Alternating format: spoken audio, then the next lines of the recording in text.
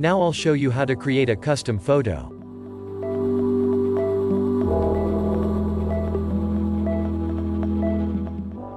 Let's go to the Backgrounds tab and find a background. We can use the search here.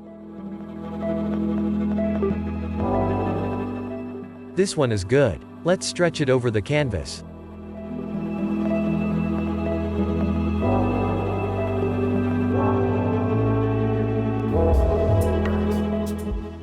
Now we will add a person here. Let's go to the Photos tab and type student in the search field.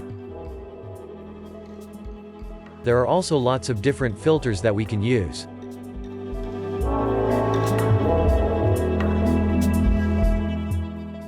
This guy looks good. Let's have a look at other similar photos.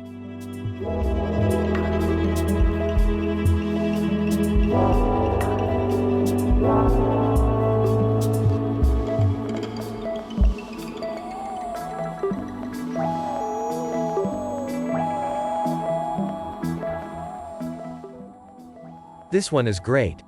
We can download it.